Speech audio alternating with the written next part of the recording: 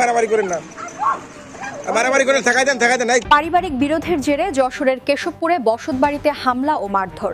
যশোরের কেশবপুর উপজেলার হাসানপুর গ্রামে পারিবারিক বিরোধ ও জমিজমা সংক্রান্ত দ্বন্দ্বের জেরে বসতবাড়িতে হামলা, তালা ভাঙচুর ও নারীসহ 2 জনকে মারধরের অভিযোগ উঠেছে।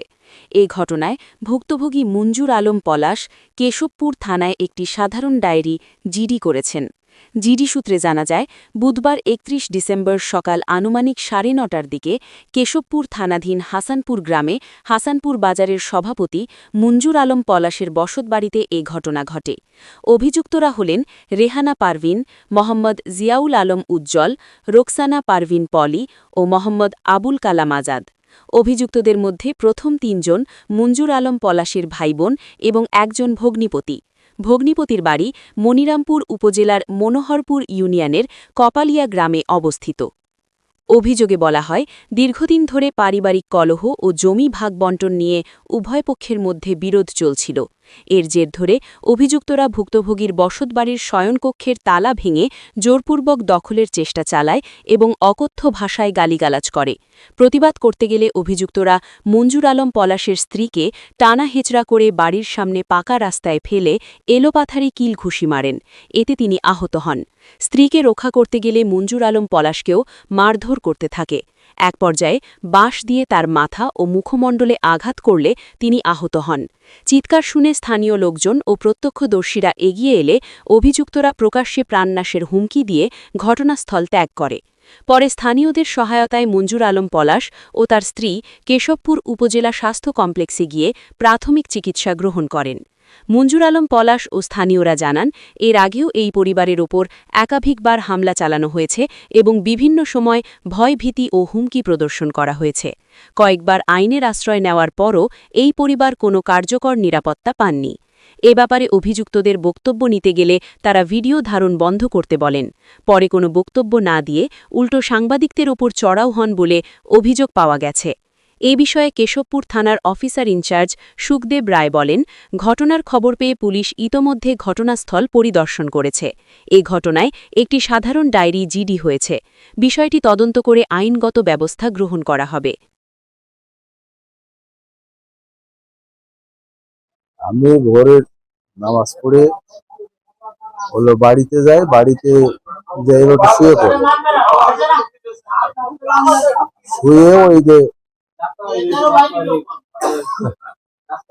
আমি শুয়ে মোবাইলে খবর শুনতেছি, যে মারা গেছে, কখন মাটি দেবে, কি দিকে, এগুলো দেখতেছি। এই অবস্থায় হঠাৎ বাইরে শব্দ হচ্ছে কি ঘরের বাইরে ঘরে তালা ভাঙতেছে। আমার বড় বোন তালা ভাঙতেছে। এখন আমার ওই তালা ভাঙা শব্দ শুনে আমি বাইরে আসছি অমনি আমার আমি জিজ্ঞেস করার আগে অতর্কিত বাইরে আসার সঙ্গে সঙ্গে আমারও ধরিয়ে ফেলাইছে। ধরিয়ে ওরা আগের তো সেজি গুজে আইছে, আবার ভাই বোন সবাই ভাই বোন এরা সেজি গুজে আইছে যে আমার তো দীর্ঘদিন যাবত ওরা আবার এই সংগতি থেকে বঞ্চিত করার একটা নাটক অনেক আগের থেকে করে, আমার বাপের দিয়ে লিখে নেওয়া। বর্তমানে সেই উদ্দেশ্য আমি যা কিছু করেছি, কোটি কোটি টাকা এই সংসারের পিছনে ব্যয় করেছি। এই সংসারে 4টি ভাই বোন বিয়ে দিছি, তারপরে তাদের এই বাজার সহ বাড়িতে বিল্ডিং করছি, দোকানপাট অনেকগুলো করছি, সব আমার নিজের হাতে করা, নিজস্ব অর্থায়নে করছি। কোটি কোটি টাকা খরচ করছি। এখন এইগুলো তারা বাপ মারা গেছে, এখন হিসাবে বসবে না, হিসাব করে আমার হিসাব দেবে না, জোর করে এগুলো ভোগ দখল করবে, মানে জোর করে করবে। এই বিধায় আমারে সকালে অতর্কিত ওরা এসে হামলা করেছে আমার উপরে। বা আমার এই বোন সহ ভাই বোনাই, বড় ছোট বোনাই, এরা সব আসছে, আমার সবাই মিলে মারপিট শুরু করেছে। কারণ আমি চাই যে ওদের শাস্তিমূলক ব্যবস্থা করা। ওরা যে এই সমস্ত করতেছে, আমি এইগুলোর থেকে পরিত্রাণ চাচ্ছি। এগুলো তারা যে আমি নিরাপত্তাহীনতায় ভুগতেছি, মানে ওদের মাঝে যে কোনো সময় আমার বড় ধরনের ক্ষতি হতে পারে, আমার পরিবার সহ আমার বাচ্চা কাচ্চা কেউ নিরাপদ। আমি অনেক আগেও জিডি করছি এদের নামে, কারণ এরা কখনো আমার সমস্ত সম্পদ গুলো যেখানে যা কিছু সবগুলো ওরা জোর জুলুম করে ভোগ দখল করবে। বিগত দিনে আমার বড় বোন অনেক কিছু নিয়ে গেছে, কোটি কোটি টাকার সম্পদ এখান থেকে বই নিয়ে গেছে, নিয়ে তার ঢাকায় বা যশোরে কেশবপুরে অনেক জায়গায় জায়গা জমি কিনেছে।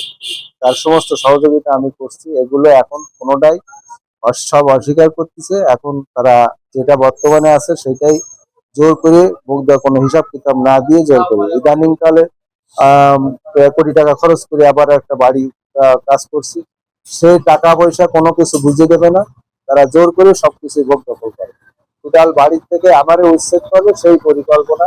আর আমার বাচ্চা সহ আমার ওয়াইফ, আমরা কেউ নিরাপদ না। আমি খুবই নিরাপত্তাহীনতায় ভুগতেছি। আমি ওদের শাস্তিমূলক ব্যবস্থা করার জন্য আহ্বান করছি।